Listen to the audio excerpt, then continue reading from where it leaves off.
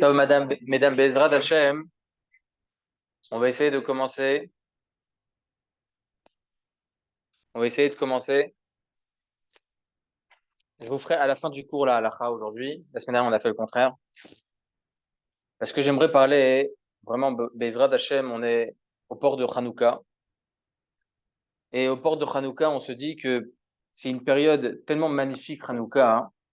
Et pourtant, nous sommes sous l'aile aussi d'une guerre qui est assez compliquée pour le Ham Israël. Et il est évident d'essayer de comprendre qu'est-ce que Akadosh Baruch Hu veut de nous. On le sait, Baruch Hashem, on essaye d'avancer tout à chacun, on essaye de prier, Baruch Hashem, chacun d'entre nous, on essaye d'avancer au mieux que l'on peut, selon nos possibilités et selon nos kochot. Merci beaucoup.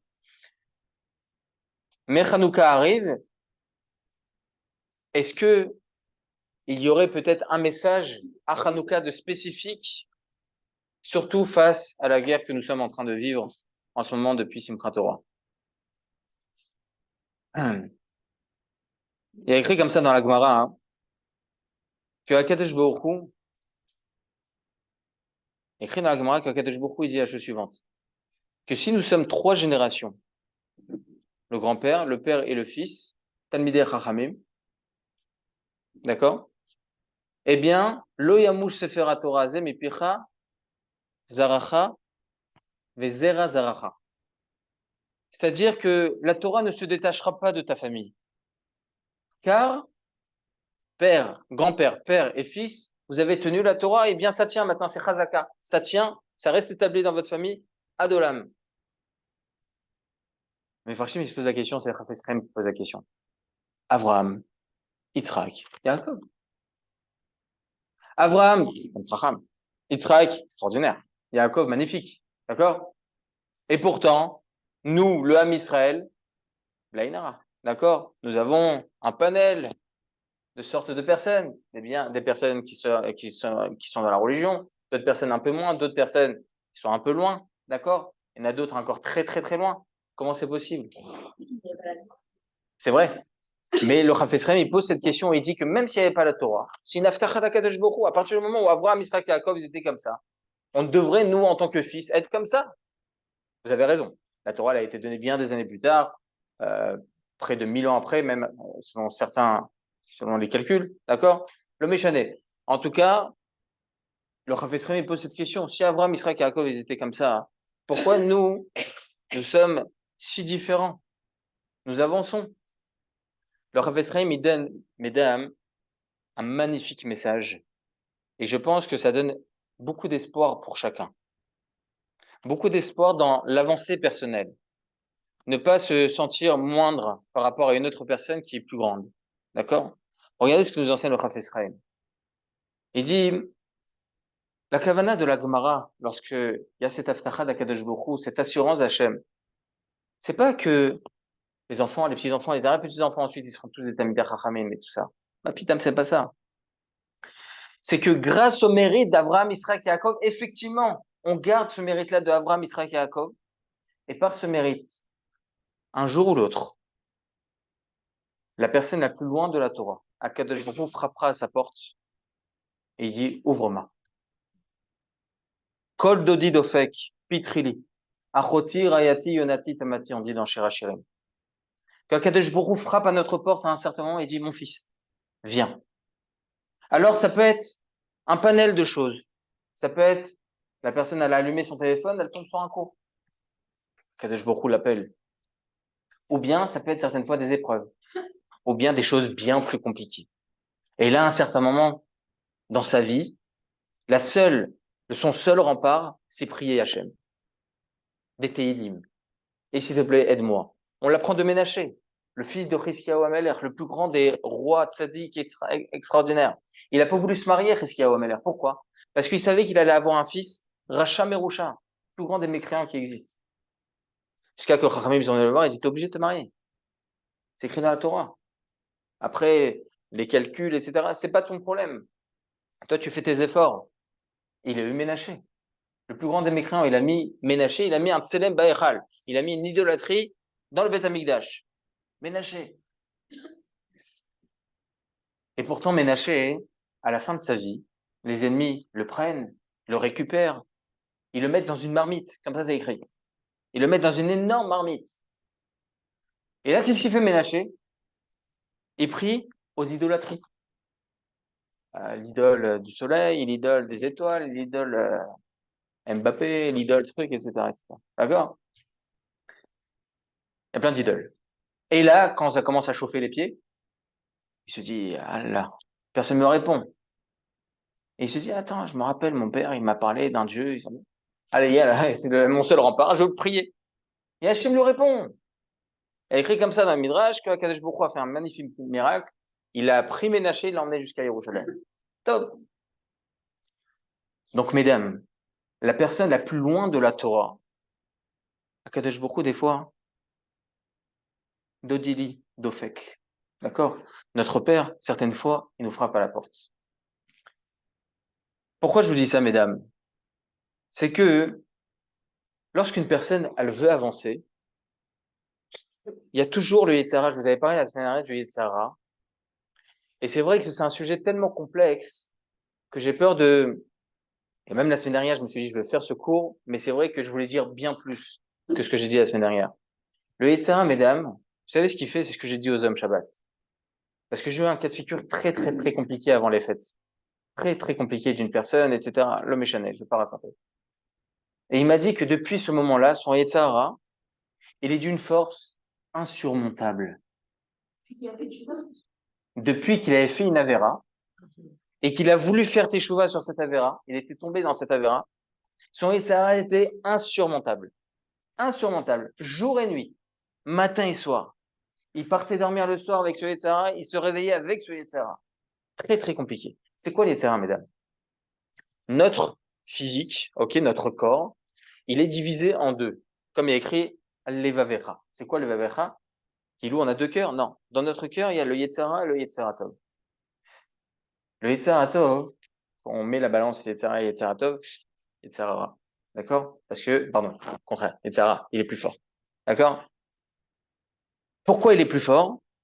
Le Midrash nous apprend, parce que s'il n'avait pas été plus fort, chacun aurait pu avancer dans la Torah comme il le souhaite, Baruch Hashem, sans effort, et tout va bien. Si on va avoir des mérites, mesdames, on est obligé d'avoir un copain qui s'appelle Yetzirah. D'accord? Et ce copain-là, il est très compliqué. Vous savez ce qu'il fait, Yetzirah? C'est que nous, dans la logique des choses, notre Neshama, elle a envie d'avancer dans la Torah. On a envie d'être sniout. On a envie d'étudier la Torah. On a envie de manger kasher. Mais d'un coup, on a un chocolat.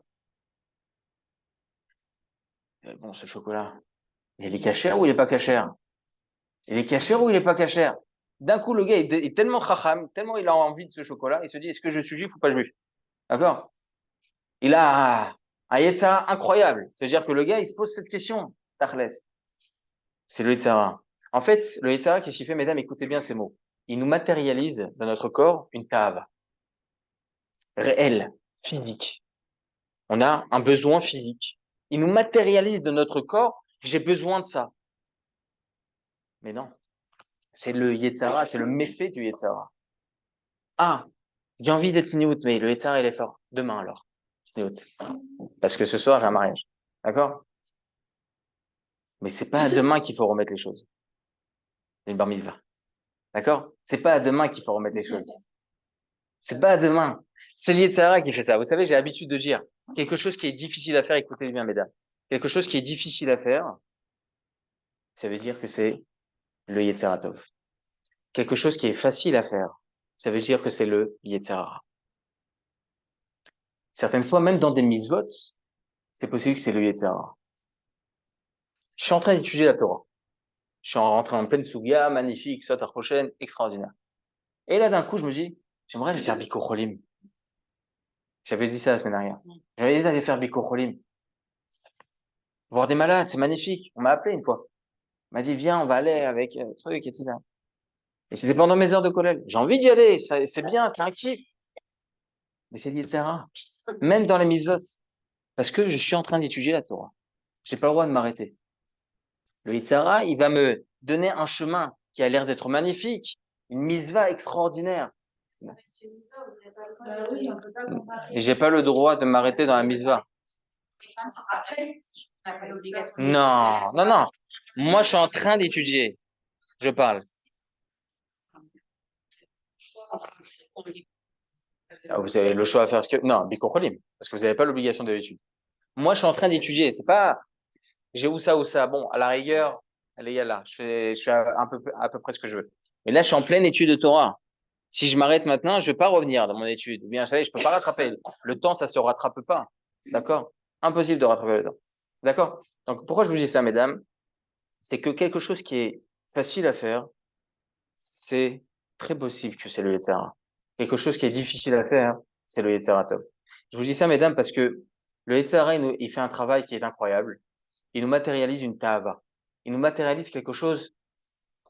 Ah, ça va me faire du bien si je m'habille comme ça. Ça va me faire du bien si je mange ça. Ça va me faire du bien si je ne prie pas. Si je reste dormir alors que j'ai les tefilines à mettre ce matin. Je suis obligé d'aller à la tefila, etc., etc. Ça va me faire du bien corporellement.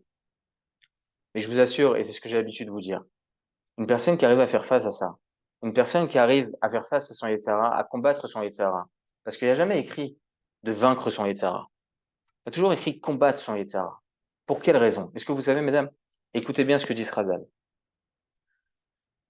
Lorsque Yaakov Avinu, on l'a vu dans la paracha, lorsque Yaakov Avinu était sur le chemin, Akadosh Baruch Hu, il a fait en sorte que le soleil puisse se coucher plus rapidement et que il puisse s'arrêter à ce moment, à cet endroit qui était d'ailleurs le Beth Amikdash après par la suite, d'accord? Et qui dorme à ce moment-là. Il s'endort. Va halom Yaakov halom. Veine sulam mutzavartza verosho magia shamaima. Veroe malachim olim veyoredim bo. Et écrit dans la paracha que Yaakov Avinu, il voit dans son rêve une grande échelle qui allait depuis le sol jusqu'au ciel.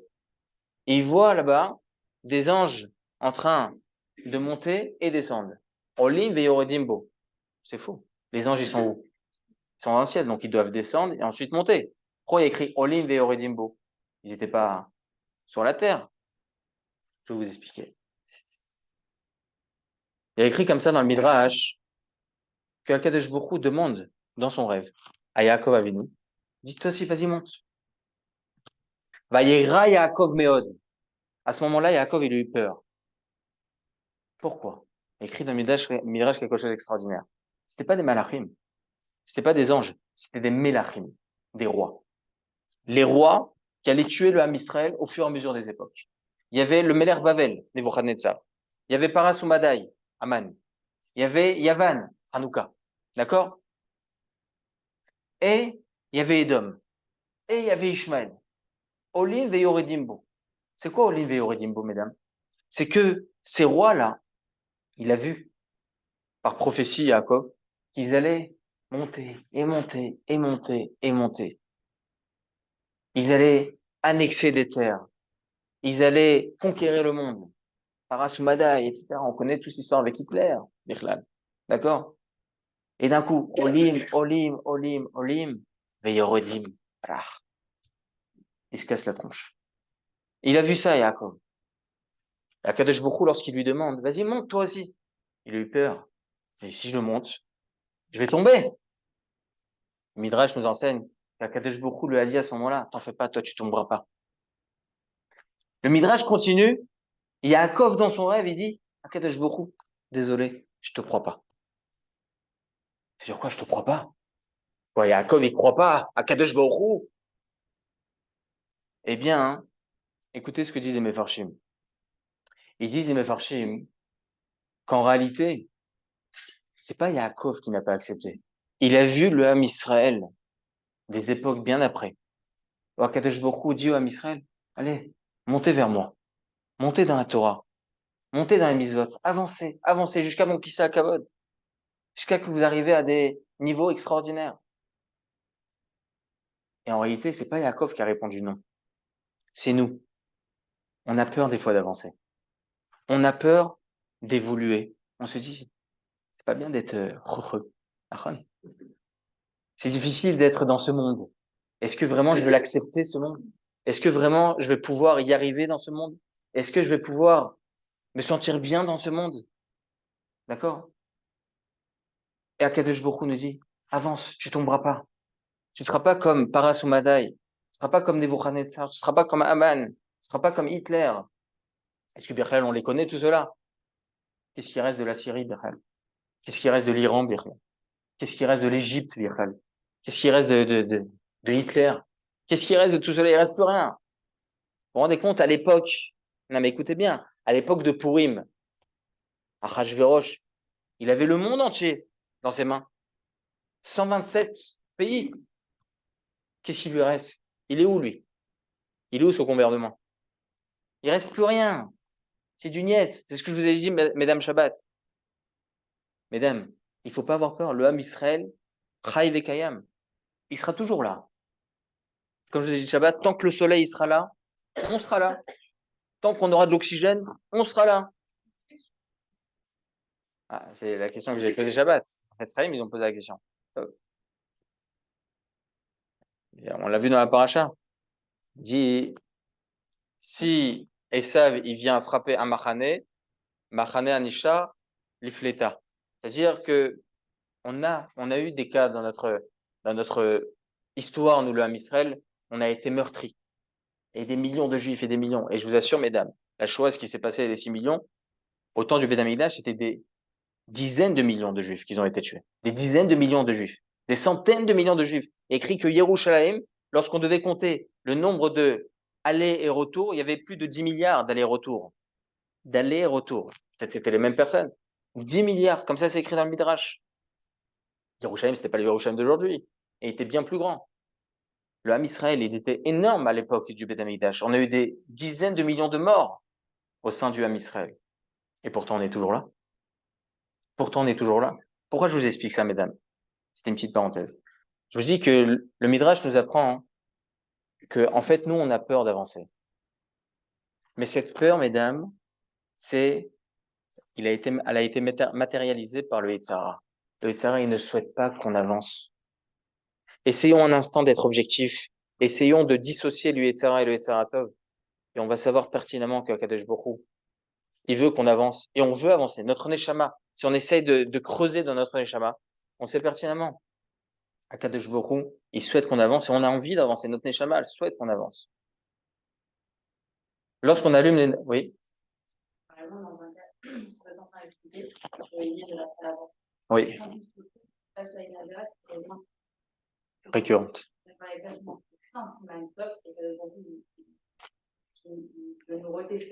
Alors, vous pouvez être que heureuse de ça, je vous explique pourquoi. Alors, je vais vous expliquer quelque chose, je pense que vous allez être content de la réponse. J'ai lu Dafka ça aujourd'hui. Mina Shamel. En préparant le show, je me suis dit, je veux le dire ou je veux pas le dire, mais voilà. Alors, écoutez bien. Je suis creux après. Alors, écoutez bien. J'ai lu aujourd'hui que si une personne elle a une tava sur quelque chose, qu'elle sache que c'est pour ça qu'elle est dans ce monde. Wow. On a beaucoup de choses à faire.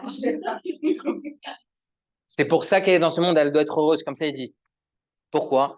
Parce que si Akadosh Baruch Hu lui donne un Nisayon sur ça, c'est-à-dire que son Shoresh Neshama, la racine de sa Neshama, elle a besoin de s'arranger sur ça. Si elle tombe, c'est pas grave. C'est pas grave. Évidemment, on crédibilise pas une Navera. Mais à l'avance, sache que si tu as une Tahava sur ça, que tu tombes sur ça, pour toi, pour ta Neshama, si tu arrives à faire face et tu arrives à avancer ensuite, tu tombes une fois, 2 fois, 5 fois, 15 fois, c'est pas grave. Continue à avancer.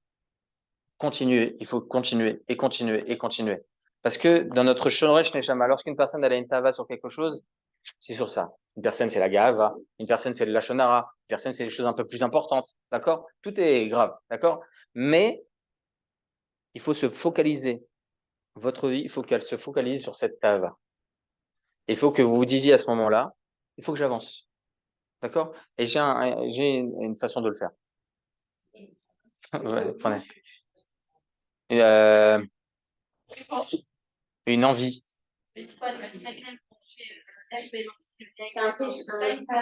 Ah non, exactement.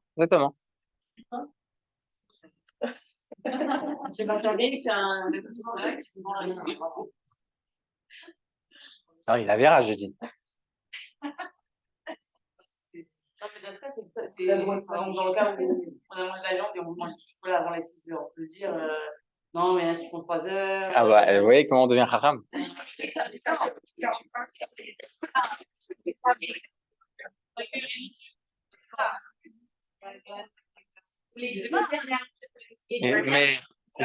alors, je vais vous rajouter un Yetzara si vous voulez. Non, mais je vais vous rajouter un Yetzara si vous voulez. Il y a le Tosfot, il y a 1000 ans. Ils disent, après la viande, on se lave la bouche, on se lave les mains et on peut manger le lait. Non, mais faut pas dire ça. Non, mais on les apprend, nous, ça, dans le Shulchan Aruch. Ben, on le sait, c'est écrit, tous ces trucs-là. On ne tranche pas comme ça.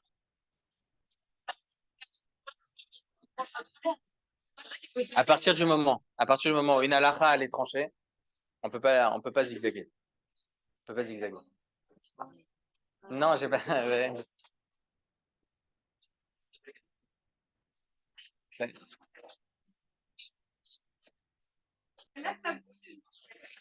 Selon certains Rishonim, au temps de la Gemara, après la Gemara, ils disaient que combien de temps il faut attendre entre la viande et le lait, parce qu'entre le lait et la viande, c'est fort. Entre la viande et le lait, ça suffit de se laver la bouche, les mains, et ensuite tu peux manger le lait. Il y a sur ce sujet une farandole de poskim, d'accord? Et évidemment, le Shulchan Aruch et la majeure partie des poskim tranchent qu'il faut attendre 6 heures. Il n'y a même pas de. D'accord. Je préfère. Donc, je vais vous donner une solution. Des rabanan. Mais le méjané, une personne qui transgresse la histoire des rabanan, il transgresse aussi 2 histoires de Horaïta. Parce qu'il est écrit dans la Torah qu'il faut suivre les chachamim. Et les Ashkenazim, jusqu'à maintenant à Strasbourg, le Shach, il n'est pas d'accord. Le Shifteh Kohen, il y a 350 ans. Le Shach, il y a 350 ans, il dit que même les Ashkenazim, ils doivent pas faire ça. Ils ont sur qui s'appuyer, mais il y a le Shach, le Shifteh Kohen, un des grands acharonim que l'on suit, nous, dans le Shulchan Aruch, il y a 350 ans, Ashkenaz, hein, il dit que le Michesh Loréach chez le Torah, il doit attendre 6 heures. Toute personne qui est censée dans la Torah, il doit attendre 6 heures. Donc, les méchants, regardez ce que je vais vous dire. Lorsqu'une personne elle a une tava, il faut donner des kilim, hein, des ustensiles pour pouvoir contrer un Yetzara.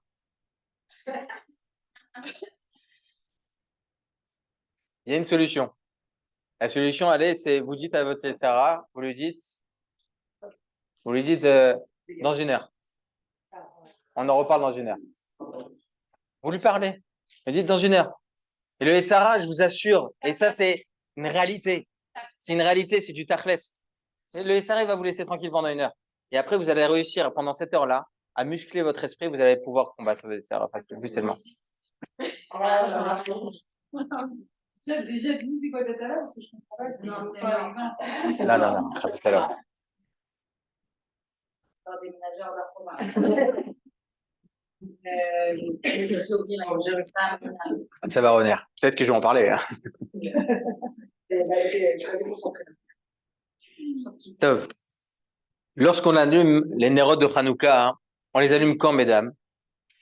On les allume le soir. On les allume pendant une période où la nuit, c'est la période où la nuit, c'est la plus longue. D'accord? La plus longue. Vous voyez, le Shabbat le plus long, c'est le Shabbat Hanouka. Non. Le Shabbat le plus court, pardon, excusez-moi. Le Shabbat le plus court, donc il y a plus de nuits, logiquement, d'accord? C'est le Shabbat de Hanouka. Oui, il y a plus de nuits. C'est le Shabbat le plus court. Non, Ah non. Une minute. Désolé. Le Midrash nous apprend pourquoi, pour quelle raison.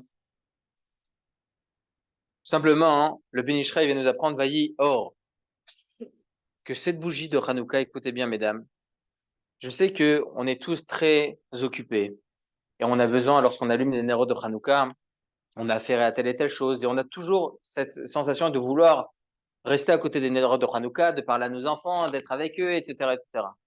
Et la plupart du temps, on n'y arrive pas. D'accord? Mais c'est pas grave. Vous restez pendant une demi-heure devant les nérodes de Hanouka et sachez que cette bougie-là, il dit le Ben Ish Chai, c'est le Or Haganouz. C'est quoi le Or Haganouz?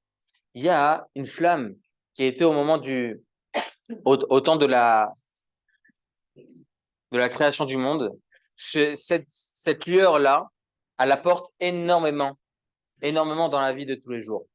Cette lueur, elle est très importante. Le Ben Ish Chai nous apprend que la bougie de Hanouka, dedans, à l'intérieur de cette flamme, il y a cette lueur qui a été cachée par Akadosh Baruch Hu au temps de la création du monde.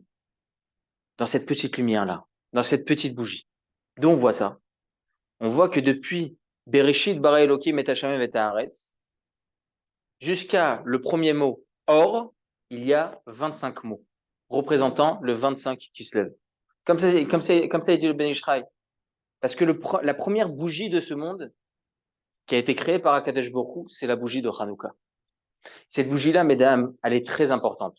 Quand on la regarde, je vous dis ça maintenant parce que c'est en rapport à ce que on avait dit au préalable.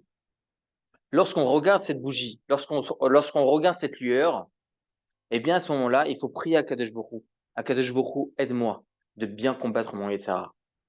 Si j'arrive à prier à ce moment-là, de prier à Akadosh Baruch Hu, c'est ça votre question?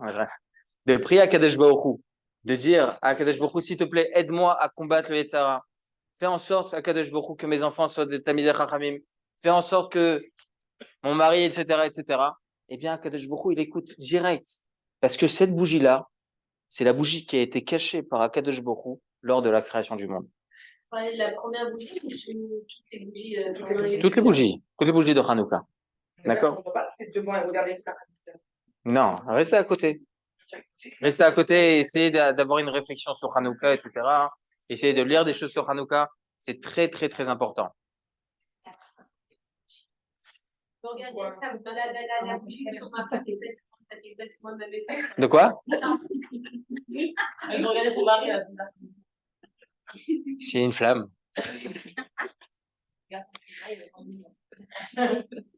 Vous pouvez l'allumer pendant 8 jours, votre là. Là, C'est-à-dire qu'on reste devant les bougies, on fait que prier, c'est ça? c'est bien de prier à ce moment-là. C'est très important de prier à ce moment-là. Il y a plein de... Mais je sais que c'est très difficile à faire, mesdames. Hein. Je sais que c'est très difficile. On est tous... C'est une demi-heure. Une demi-heure terrible. Oui, je sais que c'est très compliqué tout ça, mais si vous arrivez à le faire, sans vous énerver, si vous n'arrivez pas à le faire, c'est mieux de ne pas le faire que de s'énerver. Hein. Ce que vous pouvez, le méchané. Pas sur un téléphone. Je vous dis ça, mesdames, parce que lorsque Yaakov Avinu, ce que je vous ai dit tout à l'heure, Yaakov Avinu, dans son rêve, il dit comme ça, lorsqu'il se réveille, le matin, il dit Achen yesh bamakom hazeh va'anochi lo yadati. C'est-à-dire quoi? Il dit, je ne savais pas qu'ici il y avait Akadosh Baruch Hu. Va'anochi lo yadati. C'est-à-dire quoi? Vous savez que dans le Kissa Kavod, je vous donne un peu des trucs du Zohar, j'ai pas l'habitude. Il y a écrit comme ça que dans le Kissa Kavod, il y a quatre partsouf, il y a 4 figures. D'accord? Sur chaque pied. Sur le premier pied, il y a le lion. Le deuxième pied, il y a un aigle, la tête d'un aigle. C'est le roi donc de la jungle, l'autre c'est le roi de désert, d'accord? Le troisième, c'est les kérouvim, c'est les chérubins qui représentent les chérubins. Et quatrième, c'est quoi, mesdames? Yaakov. En réalité, vous savez ce qu'il dit Yaakov lorsqu'il se réveille? Achen yesh bamakom hazeh. Moi, je pensais sur le Kissa Kavod, il y avait Achen. C'est quoi Achen? Aleph, Arié. Chaf, Kruvim. Nun, Necher. D'accord? L'aigle. Va Anochi le Yadati. Anochi, c'est quoi? C'est la même chose. C'est Aleph, Raf, Nun. Avec le Yud, après, c'est Yaakov. Je ne savais pas qu'il y avait aussi ma figure sur le Kissa Kavod. Pourquoi il dit ça, Yaakov Avinu? Si j'avais su, je serais monté vers toi, Kadosh Baruch Hu. J'aurais avancé dans les misotes. Si j'avais su, je serais monté sur cette échelle. Ce que Yaakov, il veut nous dire ici, je ne vais pas rentrer trop dans la Kabbalah. Ce que Yaakov, il veut nous dire ici, c'est que chaque personne a la possibilité d'avoir sur le Kissa Kavod sa propre figure. Vous savez pourquoi? Parce que Yaakov, il s'appelle Israël. Yaakov, il a été appelé Israël. Pourquoi Israël? Pour quelle raison Israël? Parce que tout le Ham Israël a les mêmes propriétés que Yaakov Avinu. S'il monte vers Akadosh Baruch Hu, s'il avance vers Hachem, s'il avance dans les misotes, à son niveau, d'accord?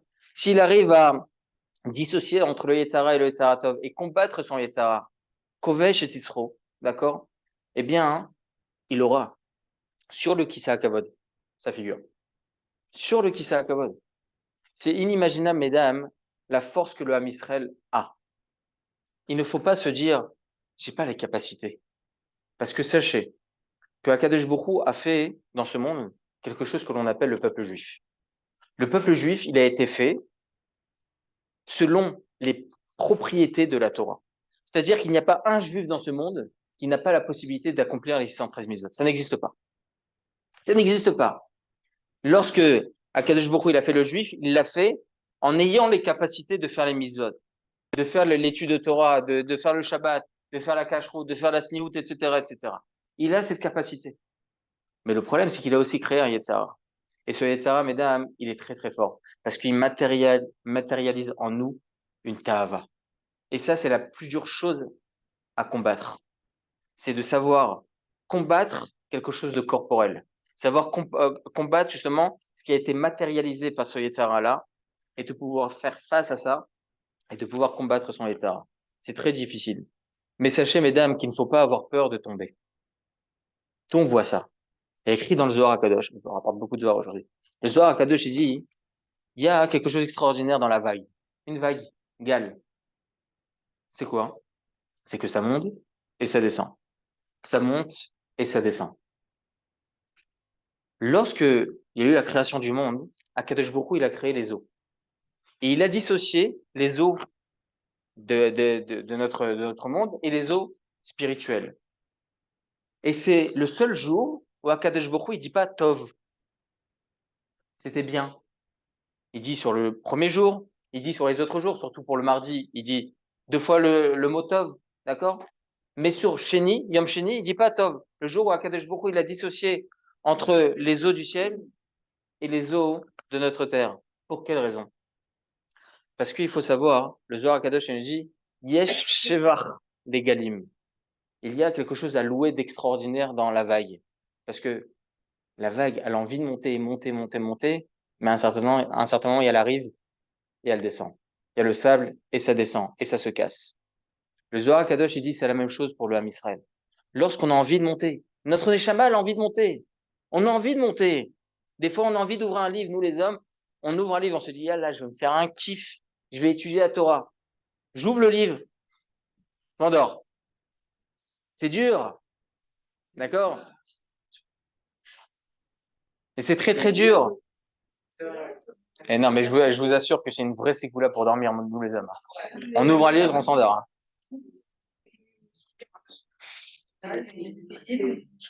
Non, parce que c'est la lecture en elle-même, c'est difficile. Et lorsqu'on ouvre une Gemara, normalement, ça, la réflexion, sur réflexion, quoi. Et quand même, c'est très difficile.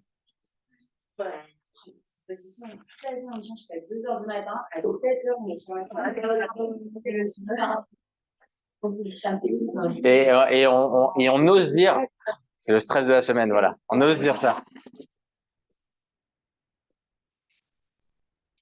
C'est à cause de quoi?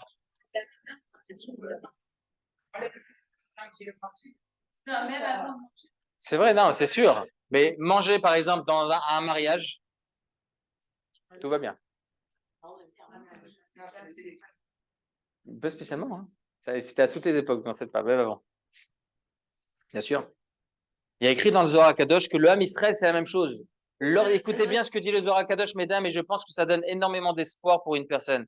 En aucun cas, je préfère le préciser, on crédibilise une avéra, chas v'shalom. Mais, il y a écrit dans le Zohar Kadosh que lorsqu'une personne, elle tombe, elle va pour se relever, à ce moment-là, les malachim, ils sont en train de louer cette personne-là. Mais t'es tombé il y a une seconde, ya Habibi, t'es tombé il y a une seconde. À ce moment-là, tous les anges du monde céleste sont en train de louer cette personne. Kol hakavod. C'est comme un enfant, je vous ai déjà dit cette parabole. Lorsqu'une personne, Baruch Hashem, une femme, elle vient d'accoucher, elle a son enfant, et elle avance, elle avance. Et le bébé, il commence à faire ses premiers pas.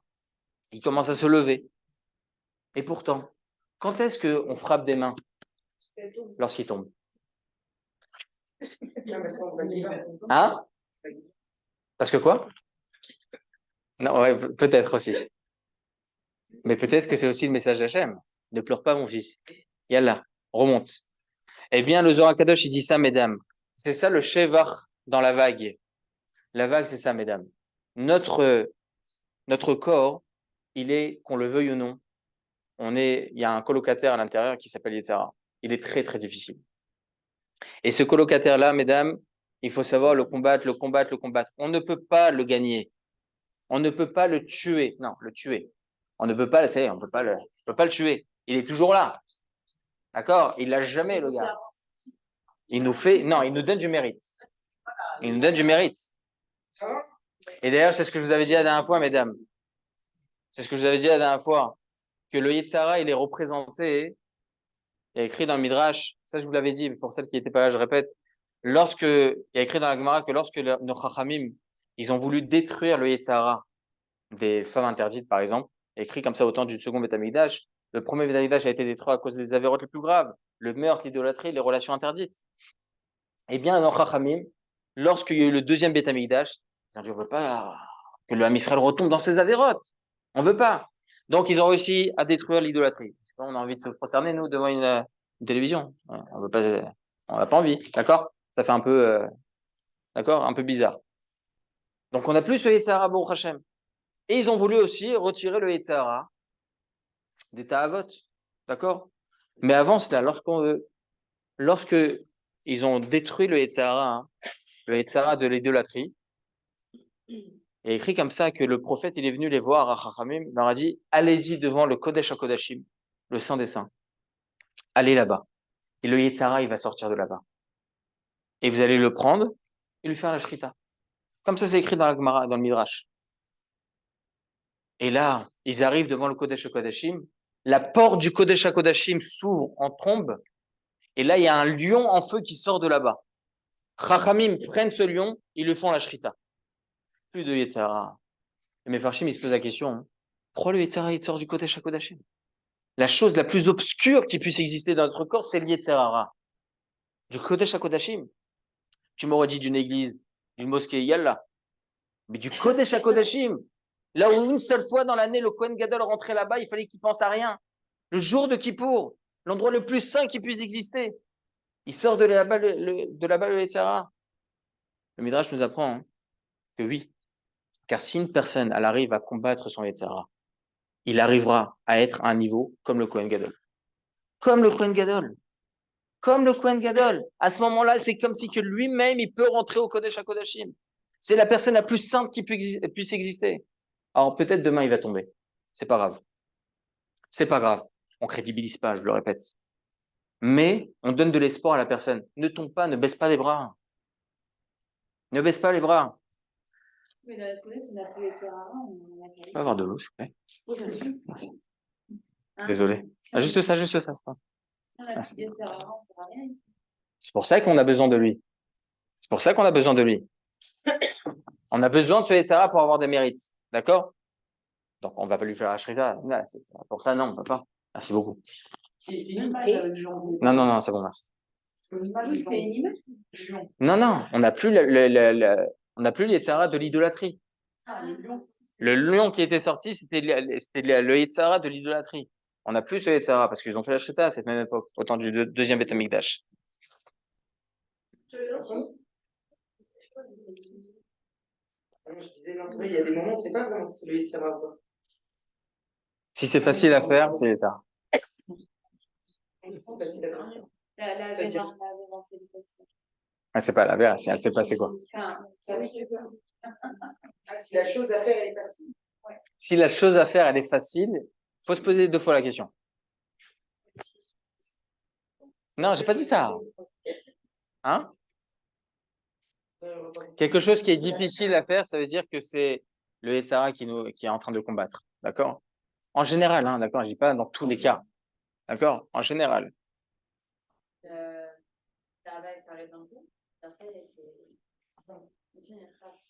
C'est dire quoi, classe? J'ai compris la traduction, mais non, mais ça veut dire que c'est quoi qu'est-ce que vous voulez dire? Oui. Donc ça. Bah,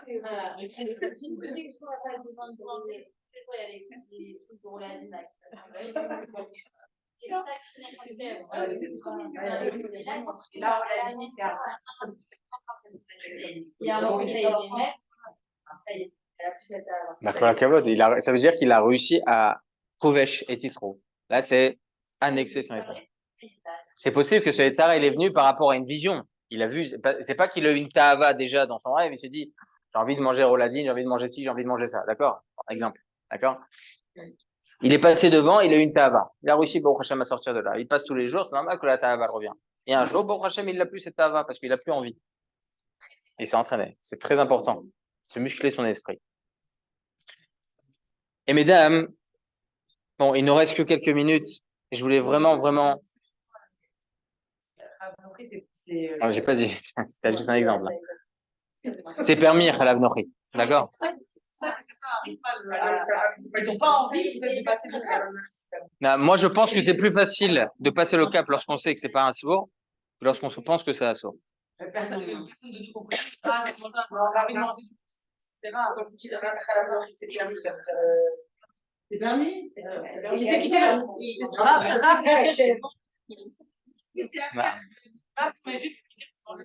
la viande. C'est évident. Vous avez raison. Vous avez raison. Vous avez raison. Non, vous avez raison. Mais en général, c'est vrai. En général, lorsqu'il y a quelque chose qui est permis et qu'on se l'interdit, c'est plus facile. En général.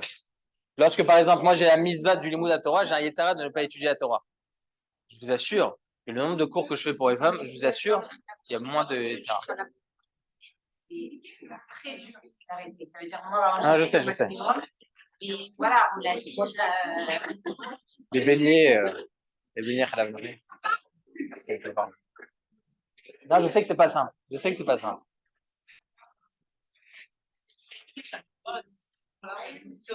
C'est interdit de dire que c'est assourd. Parce que c'est pas assourd. C'est pas assourd. Selon le Rav Yosef, en tout cas, c'est pas du tout assourd.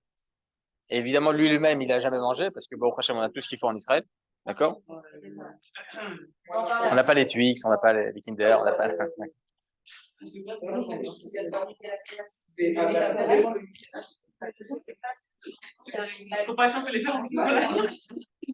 vais faire un cours sur ça.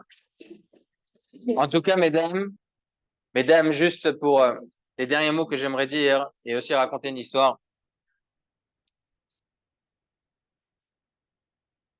C'est que il faut jamais baisser les bras. D'accord? Lorsqu'une personne, elle a encore une fois une ta'ava et qu'elle, Baruch Hashem, elle arrive à le combattre, sa simcha, elle est extraordinaire. D'accord? Il faut essayer de penser à ça aussi. Il y a deux choix. Ou bien de faire la Havera, ou bien de ne pas faire la Havera. C'est quoi la solution des deux? La solution, elle est que si je fais la Havera, je vais regretter ma tête. D'accord? Alors que si je ne fais pas la Havera, j'aurai une simcha exponentielle. Énorme. Qu'est-ce que je choisis? Le regret ou la joie? C'est difficile, hein? Mais ça nous aide. Ça nous aide. Parce que on n'a pas envie d'être déprimé. On n'a pas envie d'être triste. Personne n'a envie d'être dans cette situation. On a une ta'ava, mais on se dit, Allah, combien de temps elle va durer cette ta'ava? Tachles. Et après, j'aurai un regret qui va être énorme. C'est dommage. Je préfère être joyeux. Combien de gens on voit, les amis, qui ont une ta'ava, parce que j'ai des jeunes, etc., que bon, Hachem, le soir, ils n'ont pas fait tel et tel avéra, le matin, ils se lèvent. C'est des lions. Des lions, ils viennent à la tfila. C'est des lions. Parce qu'ils se disent, bon, Hachem, j'ai avancé. Ils ont une simra, mesdames, qui est énorme. Et je pense que c'est cette solution, c'est cette question-là qu'on doit se poser au moment où une personne a une ta'ava. Est-ce que je préfère le regret, la tristesse, ou bien la joie exponentielle? Et ça nous aide aussi. Je terminerai, mesdames, pour dire que chaque action que l'on peut faire, chaque mitzvah que l'on peut faire, chaque effort que l'on peut faire, Akadosh Borou garde ça. Il nous donnera le salaire de ça. Même si, Baruch Hashem, c'est un petit effort qu'on a fait, on a réussi à ne pas aller sur le Yetzara, c'est énorme pour Akadosh Borou. Un jour, il nous donnera ce salaire. Vous savez, il y avait un homme, je finirai avec cette histoire, pour dire que Akadosh Borou, il laisse rien. Akadosh Borou, il laisse rien. Tu fais un Maasetov, tu fais quelque chose de bien, tu fais une mitzvah, tu fais un effort de combattre le Yetzara, etc. Akadosh Borou te le rendra un de ces jours. Ne t'en fais pas. Ne t'en fais pas. Il y avait un homme Je sais pas si vous connaissez cet homme-là. C'est un goy. Il s'appelle Arthur Weiss. Je l'ai sorti, imprimé et tout, en couleur. Très, très belle photo. Il s'appelle Arthur Weiss. Quand il était jeune, il était, il se faisait éduquer uniquement par sa mère, son père n'était pas là, mais ils étaient très très pauvres. Un jour, un matin, il avait 10 ans, CM2, 6e, je sais pas. Il avait 10 ans et sa mère, elle lui dit, regarde, ce matin, tu vas partir sans te goûter parce que on n'a pas de quoi. Ils habitent en Amérique, on n'a pas de quoi, c'est très difficile. Top. Il part à l'école, il voit tous ses copains en train de manger, il a honte de leur demander. D'un autre côté, lui, il veut pas perdre les cours. Et de l'autre côté, il a très très faim. Donc, qu'est-ce qu'il fait? Il sort de l'école et je vais pas demander à mes copains, j'ai honte. Je frappe à la porte d'un voisin, quelqu'un qui habite à côté de l'école. Je lui ai demandé quelque chose à boire, à manger. Il frappe à la porte d'une famille qui s'appelait Jackson, pas Michael. D'accord? Pas celui-là. Jackson. Il s'appelait Jackson. Et là, il y a une jeune fille qui vient, à peu près de son âge, qui ouvre la porte. Qui c'est? Je connais pas. Mais je crois que la fleur. Ah, d'accord. Je connais pas non plus. Vous connaissez l'histoire? Ouais. Il y en avait une dans un cours à Shabbat qui m'a cassé.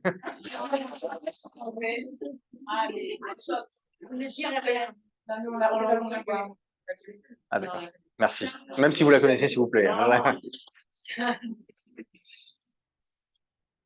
Et c'est cet homme. En tout cas, c'est le seul chose, voilà, c'est la chose exclusive pour moi. Eh bien, donc il frappe à la porte, et il y a une jeune fille à peu près de son âge qui répond, je dis, qu'est-ce que tu veux? Je dis, voilà, je voulais juste savoir, est-ce que vous avez quelque chose à boire, à manger? Je dis, oui, il n'y a pas de problème.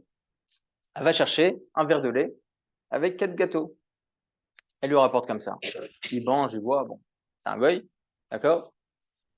Et il lui demande, comment tu t'appelles? S'il te plaît, au moins juste ça. Il dit, je m'appelle Roselyne Jackson. Vous connaissez ça? Oh là là. C'était la sœur de Michael Jackson.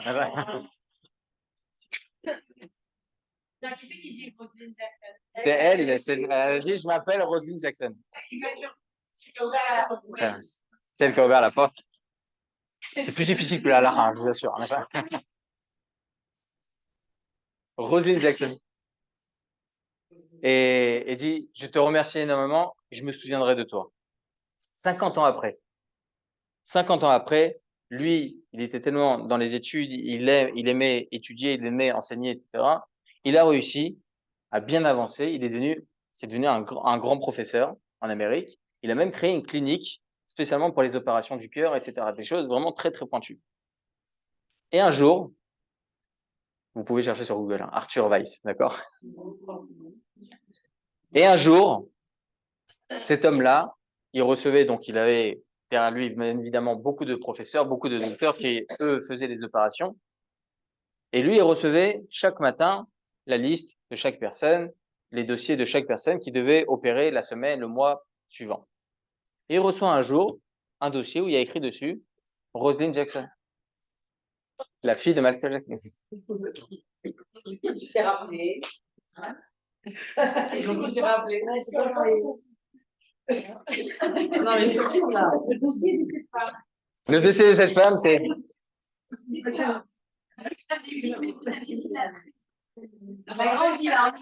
50 ans après.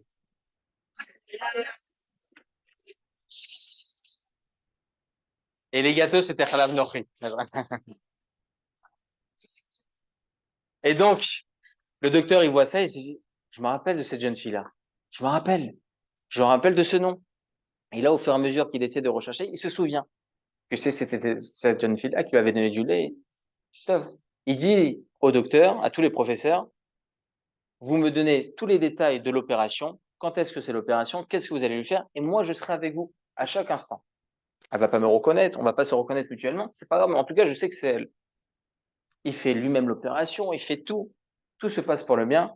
En Amérique, ça coûte très, très, très cher les soins médicaux, surtout dans des cliniques comme ça. Et elle sait qu'elle va recevoir une facture salée. Il dit au docteur, il dit à tous les docteurs, ce Arthur Weiss, donc le grand ménaël de cette clinique-là, avant que vous lui donniez la facture, donnez-moi la facture, et ensuite, moi, je la mets dans une enveloppe, et vous le remettiez ensuite. Il prend la facture, il écrit en bas quelque chose en stylo, il met dans une enveloppe, il remet ça au docteur, qui lui-même remet ça à cette jeune fille-là, à cette femme. À Roselyne. Et elle ouvre la facture, elle voit là-bas 53 000 $ de soins. Mais elle voit en dessous, il dit, cette facture a été payée par le jeune homme à qui tu as offert un verre de lait et 4 gâteaux. Et c'est une histoire qui a été racontée à l'époque.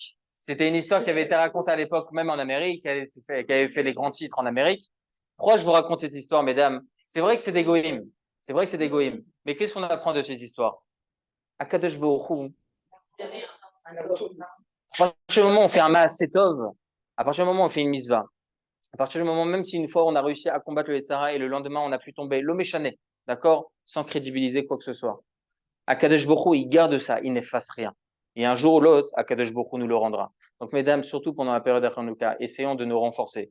Essayons de combattre ce Yetzara, ce terroriste qui est en nous, mesdames, qui est colocataire avec nous, d'accord? Essayons de le combattre tout le temps, tout le temps, tout le temps. Essayons, Bezrat Hashem, de faire face à ce Yetzara. Essayons de nous poser les bonnes questions au moment voulu. Comme ce que je vous ai dit, est-ce qu'on préfère la tristesse, le regret, ou bien la simcha exponentielle? D'accord? Essayons d'avoir ces réflexions au moment du Yetzara et Bezrat Hashem, Akadosh Baruch Hu, il nous aidera. Amen, amen.